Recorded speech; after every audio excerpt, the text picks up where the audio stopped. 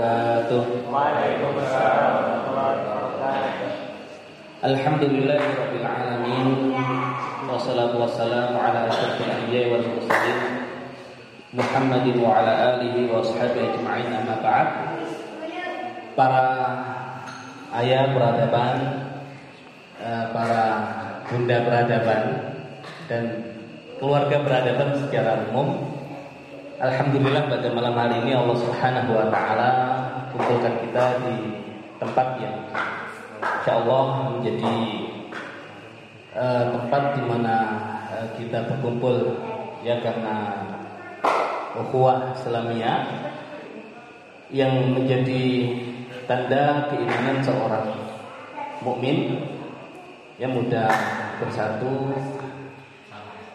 Dan di sini sama-sama kita berharap kepada Allah Subhanahu wa taala jadikan setiap kegiatan kita menjadi kegiatan yang menjadi ibadah yang insyaallah menjadi bekal kita nanti menuju alam selanjutnya. Dan semoga sebagaimana Allah Subhanahu wa taala kumpulkan kita di tempat ini, Allah Subhanahu wa taala kumpulkan kita semua di surganya Allah Subhanahu wa taala. Salawat serta salam semoga tetap dicurahkan kepada junjungan kita Nabi besar Nabi Muhammad sallallahu alaihi wasallam, juga kepada keluarga beliau, para sahabat beliau dan seluruh umat beliau.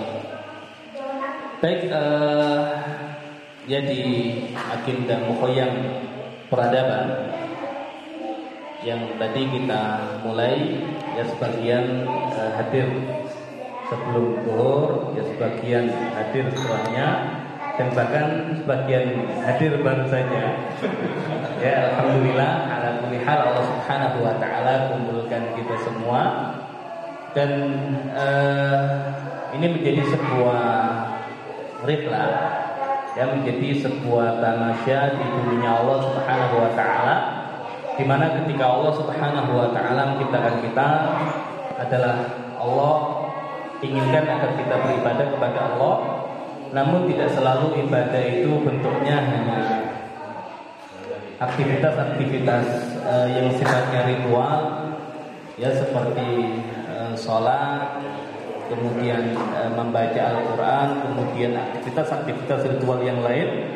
Bahkan ketika kita niatkan rihlah kita, mukhoyam kita di hari ini sebagai amal ibadah, maka insya Allah yang demikian menjadi amal ibadah yang istimewa, ya amal ibadah yang luar biasa. Kenapa? Ketika Allah Subhanahu wa taala perintahkan kita untuk beribadah kepada Allah, maka akan maksimal ibadah kita kepada Allah manakala kita mengenal Allah Subhanahu wa taala. Dan salah satu jalan untuk mengenal Allah Subhanahu wa taala adalah melalui ciptaan-ciptaan Allah Subhanahu wa taala. Ya kalau kita hanya tinggal di bangunan yang depan, belakang, kanan, kiri adalah tembok, ya maka yaitu makhluk Allah. Tapi masih banyak makhluk-makhluk Allah yang lain yang perlu kita kenali, yang perlu untuk kita ketahui, karena setiap makhluk Allah Subhanahu wa taala semua bertasbih kepada Allah Subhanahu wa taala. Maka di malam hari ini kita mendengarkan bagaimana makhluk-makhluk Allah ya semuanya bertasbih, walaupun kita tidak memahami ya tasbih mereka, tapi kita yakini ya semua bertasbih memuji Allah Subhanahu wa taala. Maka dengan nuansa yang baru, ya dengan nuansa yang baru kita berinteraksi dengan makhluk-makhluk Allah Subhanahu wa taala yang lain, semakin kita menyaksikan ya kebesaran Allah Subhanahu wa taala, sehingga yang demikian semakin menambahkan keimanan kita, semakin menambah kualitas ibadah kita. Nah, sehingga aktivitas ya mukhoyam di tempat yang insyaallah ya sangat indah, ya begitu luar biasa. Kita berkumpul dengan keluarga, dengan saudara-saudara, maka kenikmatan tersendiri yang ketika dinilai dengan materi ya belum tentu bisa dibeli dengan ya harga yang sangat mahal. Ya, karena betapa banyak orang yang mendambakan untuk bisa rihla, ya karena kesibukannya, karena kesehatannya atau faktor yang lain, ya tidak diizinkan oleh Allah Subhanahu wa taala. Dan betapa banyak yang kemudian ingin rihla dengan berkumpul bersama saudara-saudaranya, ya belum semua kemudian Allah Subhanahu wa taala izinkan. Ya, tapi di sini Allah Subhanahu wa taala mudahkan kita dan untuk bisa berkumpul semua di sini, yang walaupun secara agenda ya tidak dipersiapkan dalam artian sesuatu yang sangat lama kita persiapkan, tapi ternyata Allah Subhanahu wa taala mudahkan untuk bisa yang melaksanakan agenda di hari ini. Nah, kalau kita melihat makhluk-makhluknya Allah, maka kita akan selalu teringat dengan Khaliknya. Ya, di sini kita menyaksikan betapa ya gunung makhluk Allah Subhanahu wa taala yang begitu besar.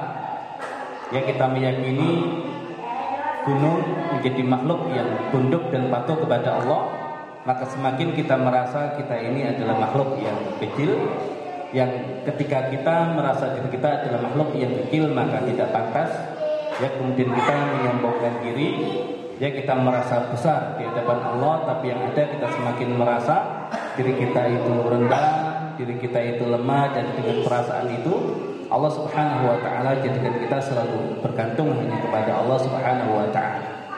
Ya, karena Allah Subhanahu wa taala menciptakan manusia dalam keadaan lemah agar apa? Agar manusia merasa butuh kepada Allah.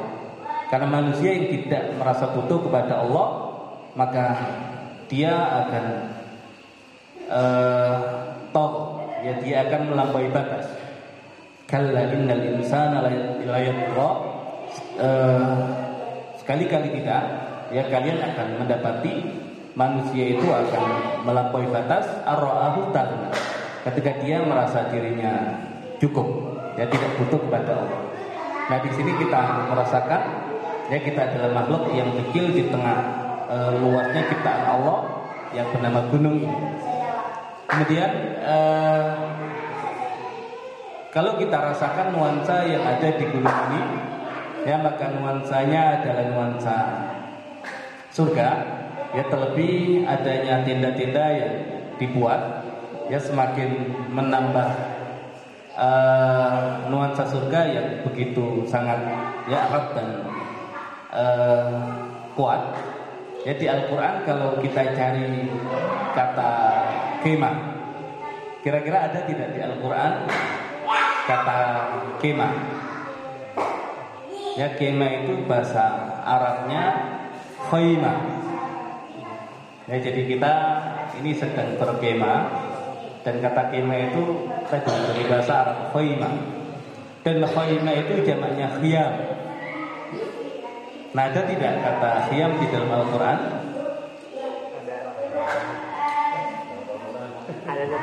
Ada. Di surat apa? Ar-Rahman. Ar-Rahman ayat yang ke? Ini nanti kita tanya-tanya ke halaman berapa? Ya, ganjil atau genap ya. Ya, kemudian samping kanan, kiri, atas, tengah, bawah, atau sebelah mana? Kanan atau kiri? Kiri.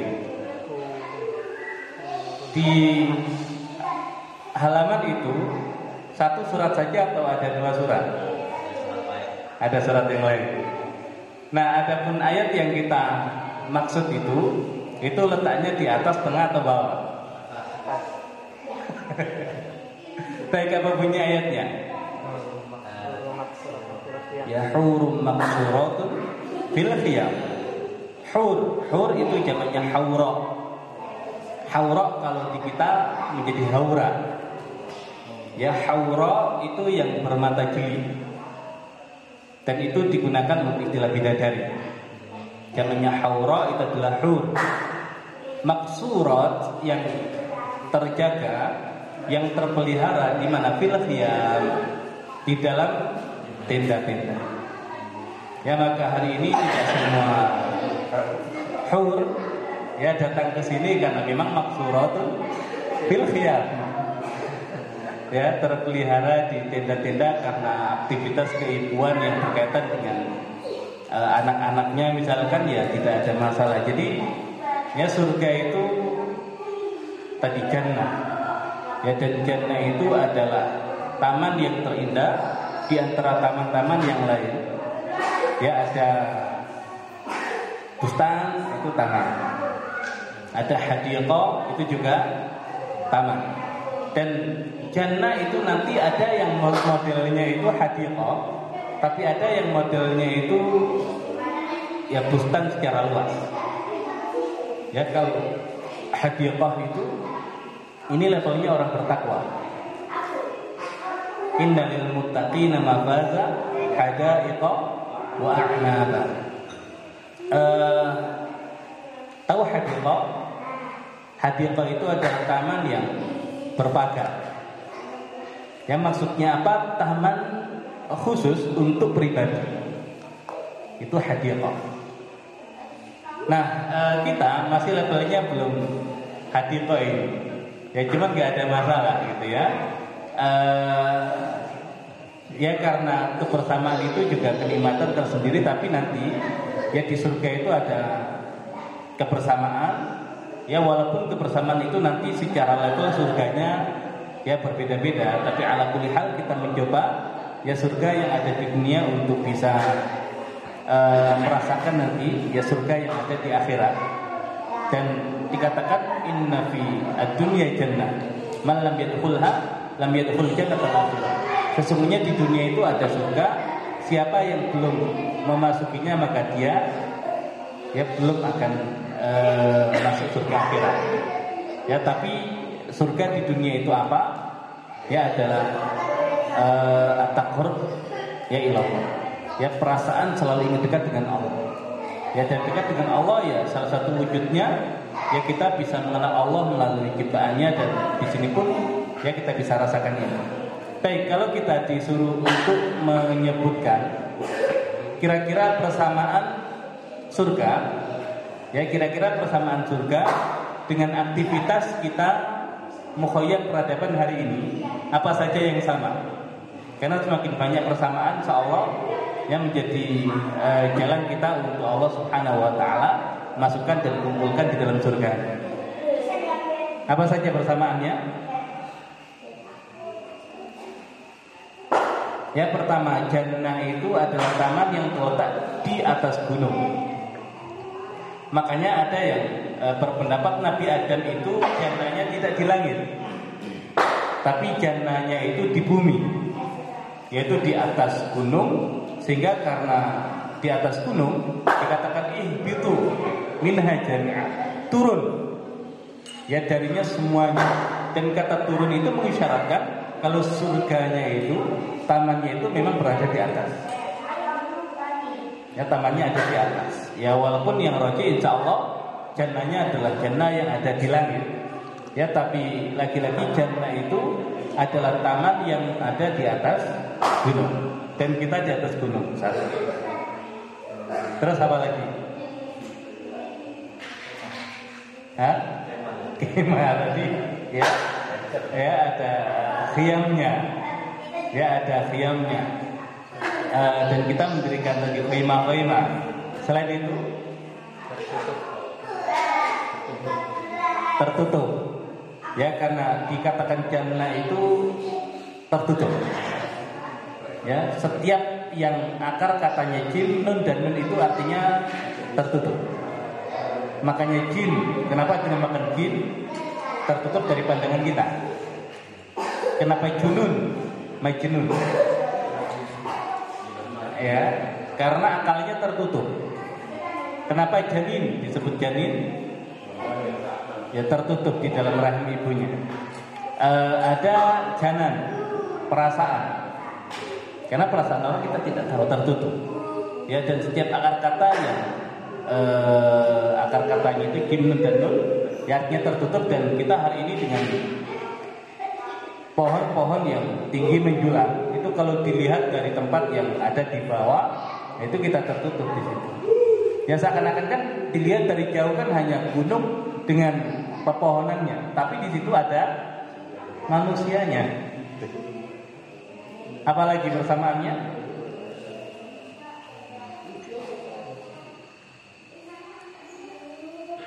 Ya semakin aku bisa rasakan banyak persamaan, peluang masuk surga semakin besar. Nah, ada tajri minta jalan hal. Ya jadi belum merasakan surga kalau belum mandi di sungai. Nah tadi saya sudah mandi duluan. Besok ya. Kemudian apa lagi? Bersama orang soleh. Nah itu yang kadang tidak disadari. Ya di mana hari ini itu kadang surga itu pengennya jadi private. Ya minimal private untuk kelompoknya sendiri lah gitu. Nah ini yang justru kebalikan dengan konsep iman. Ya kebalikan dengan konsep iman. Kalau di surat An-Nisa ada pembahasan tentang orang-orang yang taat kepada Allah dan Rasul, dan nanti ada orang-orang yang bermaksiat kepada Allah dan Rasulnya. Nah untuk orang-orang yang taat kepada Allah dan Rasulnya, balasannya adalah surga, dan dikatakan khalidina fiha. Tapi untuk orang-orang yang bermaksiat kepada Allah, balasannya adalah neraka dan dikatakan khalidan fiha. Nah kenapa untuk ahlul jannah itu khalidina, tapi untuk ahlun nar itu khalidan? Satunya jamak, satunya mufrad. Apa kira-kira inspirasinya? Kalau di neraka sendiri-sendiri. Di neraka sendiri-sendiri. Kalau di surga bersama-sama. Nah bersama-sama. Jadi surga itu kenikmatan, dan kebersamaan itu kenikmatan yang lain. Dan bahkan surga belum terasa surga itu kalau tidak ada kebersamaan. Makanya Nabi Adam alaihissalam ketika Allah subhanahu wa ta'ala ciptakan, maka Nabi Adam tinggal sendiri di surga dengan semua keindahan yang ada di dalamnya. Baru akhirnya Allah subhanahu wa ta'ala ciptakan Hawa, ya pendamping beliau. Dan Allah subhanahu wa ta'ala berfirman, wa qulna ya Adam uskun anta wa zawjukal jannah. Uskun anta wa zawjukal jannah. Harusnya uskun, ya, anta fil jannah ma'a zawjatik. Ya tinggallah kamu di surga bersama pasanganmu. Bukanlah tinggallah kamu dan pasanganmu di surga. Ya kenapa? Kalau redaksinya tinggallah kamu dan pasanganmu di surga, seakan-akan sebelumnya Nabi Adam belum tinggal di surga. Tapi apakah Nabi Adam sudah tinggal di surga? Sudah. Nah berarti apa yang Allah inginkan dengan kalimat itu? Ya karena surga belum terasa surga. Ya kalau belum ada kebersamaan, ya khususnya dengan keluarga. Nah ini yang surganya nggak maksimal ini. Ya surganya tidak maksimal karena ya nggak ada masalah. Ini baru surga dunia. Ya yang penting nanti surga akhiratnya itu kumpul semua. Ya makanya tadi Allah sebutkan tadi khalidina fiha. Tapi untuk yang di neraka itu siksaan, dan kesendirian itu juga siksaan. Kadang orang itu tersiksa dengan kesendiriannya, ingin ngumpul bareng-bareng. Tapi karena faktor-faktor yang lain itu menjadikan dia gak bisa ngumpul, itu yakin tersiksa batinnya. Karena hakikat manusia itu ingin berkumpul, dia ingin bersama-sama, khususnya kalau ikatannya adalah ikatan iman. Tapi kalau untuk ngumpul saja berat gitu ya, tapi hatinya ingin, nah itu siksaan sendiri. Jadi kesendirian itu siksaan, keinginan untuk ngumpul yang tidak terpenuhi itu siksaan yang lain. Nah semoga yang demikian itu tidak terbawa sampai ke akhirat. Ya kenapa? Karena di akhirat untuk ahlun nar itu begitu. Ya jadi kalau hari ini ada orang yang pengen masuk neraka, oh di surga itu ada Ustadz Fulan, ada Habib Fulan, ada Fulan, mending di neraka dengan artis internasional. Dia pikir neraka bisa ngumpul bareng-bareng gitu. Nah ini kan jahil murakkab, ya bodoh kuadrat. Ya pingin masuk neraka itu kebodohan, dan berpikir di neraka itu ngumpul barang-barang itu juga kebodohan juga.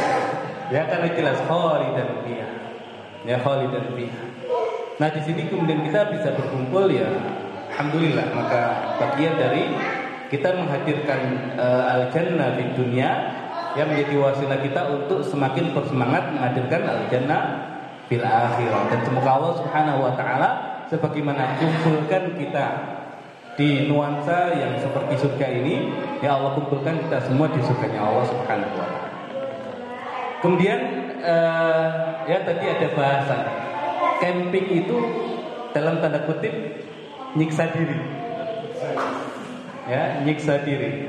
Ya, mukhayyam itu tadi, ya rela itu nyiksa diri. Ya kenapa? Ya di rumah tidur enak. Ya, di sini harus ya kedinginan, becek-becekan, kemudian tidur ya tidak di atas kasur yang empuk.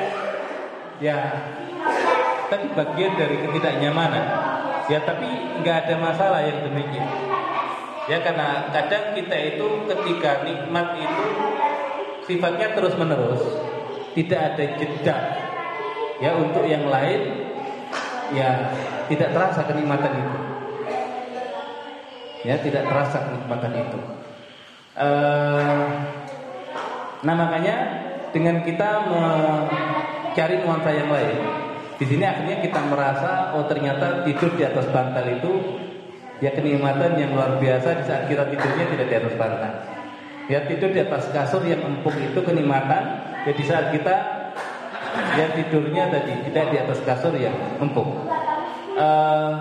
Berjalan di jalanan yang aspalnya itu rata itu kenikmatan dibandingkan dengan berjalan di atas ya tanah yang kadang kita tadi kejeblos di situ sampai hujan-hujan. Ya tapi tidak ada masalah dengan yang demikian, semakin kita mensyukuri ya nikmat Allah Subhanahu wa taala. Dan juga di samping itu kita bisa membayangkan ya bagaimana dahulu ya para pendahulu kita dengan perjuangan yang luar biasa.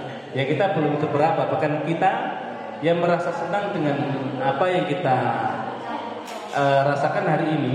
Ya tapi Nabi SAW dengan para sahabat ya bahkan ya merasa berat ya dengan diboikot itu di celah-celah bukit. Ya maka ya ini kenikmatan. Dan juga kita tidak tahu kondisi ke depan seperti apa. Ya makanya orang beriman itu harus tahu medan. Ya tuh tahu Pangeran Diponegoro itu Belanda tidak bisa ya menangkap beliau ya karena penguasaan medan yang luar biasa. Dan Khalid bin Walid dalam peperangan itu ya selalu menang ya karena penguasaan medan yang luar biasa. Ya maka memang ya kalau mukhayyam itu tidak sekedar mukhayyam, tapi kadang perlu kita belajar ya medan yang ada di sini dan kita tidak tahu ke depan kondisi seperti apa. Ya kalau ternyata harus berlindung di tempat pelindungan ya salah satu opsi tempat pelindungan yang terbaik itu ya di atas gunung. Ya di atas gunung. Nabi SAW ketika perang pun ya dalam kondisi kepepet naik ke Gunung Uhud. Dan nanti di akhir zaman ya ketika Ya'juj dan Ma'juj sudah mulai menyebar di muka bumi, kemana orang-orang beriman? Nah maka gunung menjadi tempat perlindungan yang terbaik. Ya maka perlu dikuasai dari medannya ya, dan agar anak-anak kita itu ya tadi di samping merasakan ciptaan Allah yang luar biasa, juga menguasai medan di mana dia amanahkan di situ untuk yang menjaga dan memakmurkan buminya Allah Subhanahu wa taala. Dan juga ya beruntung kita bisa berkumpul di sini dengan keluarga-keluarga kita, dan akan menjadi pengalaman tersendiri bagi anak-anak kita. Dan kalau anak-anak itu terbiasa dekat dengan keluarganya, ya dengan keluarga soleh yang lainnya, maka insya Allah bahkan sampai besarnya pun ya tidak mudah lepas dari keluarga. Dan kalau tidak mudah lepas dari keluarga, ya maka dia akan selalu teringat keluarganya ketika ada lingkungan yang tidak baik, yang tidak sesuai dengan apa yang dahulu ya dimunculkan oleh keluarganya. Maka kenangan yang indah tentang keimanan yang ada di keluarga dengan semua aktivitasnya itu menjadi benteng tersendiri ketika nantinya ya anak-anak kita harus jauh dari keluarganya. Ya Nabi Yusuf alaihissalam selalu teringat keluarganya, ya teringat ayahnya, sehingga ketika harus tinggal di Mesir yang semua masyarakatnya kufur, ya tetap pada keimanannya.